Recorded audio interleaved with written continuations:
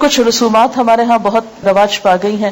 شادی سے کچھ ہفتے پہلے یا اس کے بعد تاریخ مقرر کرنے کی جو رسم ہوتی ہے، پھر اسی طرح یہ ہے کہ وقت بھی ضائع ہوتا ہے، پیسوں کی بھی ناقدری، عبادات میں کوتاہی. کوئی پیلا جوڑا نہیں پہنا ہے. بعضوں کہتا تھا نا کہ بھول کے انسان کوئی ایسی چیز پہلے پہن لیتا ہے. پوری طرح اس رسم کو جو ہے وہ ختم کرنا ہے. پھر جہیز کی نمائش. پھر اسی طرح یہ ہے کہ ٹھیک ہے اگر کچھ تفریح ہو رہی ہے یا گانا بجانا ہو رہا ہے تو اس میں ڈانس کی تو کوئی گنجائش نہیں نکلتی. نبی صلی اللہ علیہ وسلم نے فرمایا جس گھر میں گھنگرو اور گھنٹے ہوں اس میں رحمت کے فرشتے داخل نہیں ہوتے، نہ ہی فرشتے ان لوگوں کے ساتھ رہتے ہیں جو گھنٹے استعمال کرتے ہیں. اپنے ہاتھوں سے اپنے آپ کو ہلاکت میں مت ڈالو. یعنی اللہ کی رحمت کو کیوں دور کرتے ہیں ہم ایسی چیزوں سے. آپ نے فرمایا اس امت کے لوگوں پر زمین میں دھنسانے، شکلیں مسخ ہونے اور پتھروں کی بارش برسنے کا عذاب آئے گا. مسلمانوں میں سے کسی نے عرض کیا یا رسول اللہ صلی اللہ علیہ وسلم یہ کب ہوگا؟ آپ نے فرمایا جب گانے بجانے والی عورتیں ظاہر ہوں گی، آلات موسیقی عام استعمال ہوں گے اور شرابیں پی جائیں گی. ترمذی کی روایت ہے.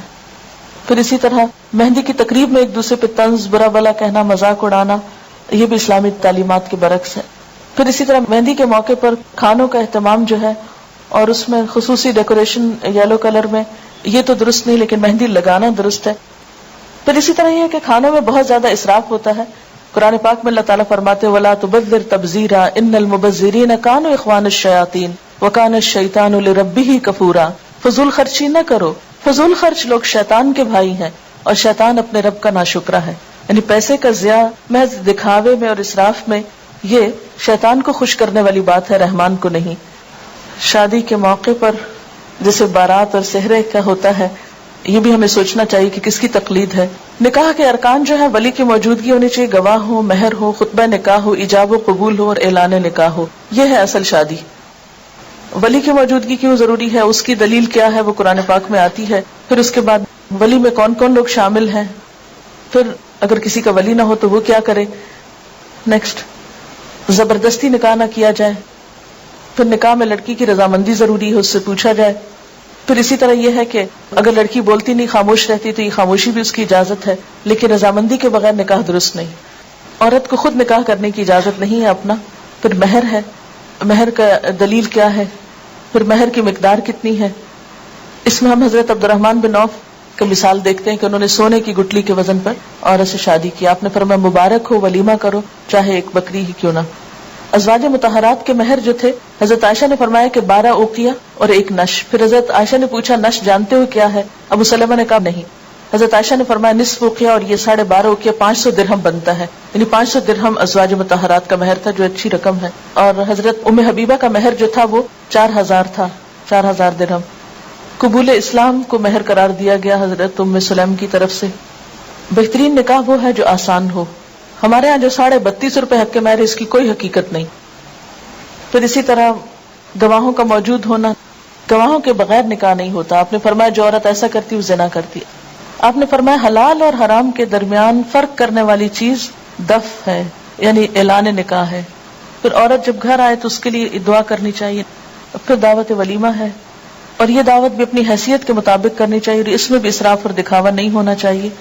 ایک موقع پر آپ نے جو پکا کر کسی جگہ پر کھجور اور منقع اور خوشگوار پانی کہیں کھانا، یعنی مختلف طریقہ سے ولیمے کی دعوت کی گئی. آپ نے فرمایا ولیمے کا کھانا برا کھانا، وہ کھانا برا ہے جس میں خوشحال اور دولت مند لوگوں کو بلایا جائے اور فقراء کو چھوڑ دیا جائے. یہ ہمارے ہاں عام طور پر شادی کا جو خرچہ ہوتا ہے اس کی تھوڑی سی، مثلا 8 لاکھ روپے 5 لاکھ روپے جو لوگ خرچ کرتے ہیں ایک عام شادی پر، اور اس کے مقابلے میں آپ دیکھیں کہ اللہ تعالیٰ کیا فرماتے ہیں، جو لوگ محض اپنا مال لوگوں کو دکھانے کے لیے خرچ کرتے ہیں اور در حقیقت نہ اللہ پر ایمان رکھتے ہیں نہ روز آخرت پر، سچ یہ ہے کہ شیطان جس کا رفیق ہوا اسے بہت ہی بری رفاقت میسر آئی. یعنی دکھاوے کے لیے اتنی رقمیں اڑانا جو ہے یہ سراسر غیر اسلامی ہے. کہ شادی ہونے سے پہلے یا شادی کے دن یا شادی کے بعد کوئی نہ کوئی بہانہ ڈھونڈ لیا جاتا ہے ناراض ہونے کا، یا کوئی بہانہ ڈھونڈ لیا جاتا ہے ایک دوسرے کو ستانے کا یا پریشان کرنے کا. اصل حقیقی خوشی اور سکون اور راحت اور آرام کس میں ہے؟ مال و دولت کے دکھاوے یا اسراف اور لباس اور ان چیزوں میں نہیں ہے. اصل خوشی یہ ہے کہ انسانیت کا احترام ہو، ایک دوسرے کی عزت کی جائے، ایک دوسرے کو اس کا مقام دیا جائے، ایک دوسرے کی قدر پہچانی جائے.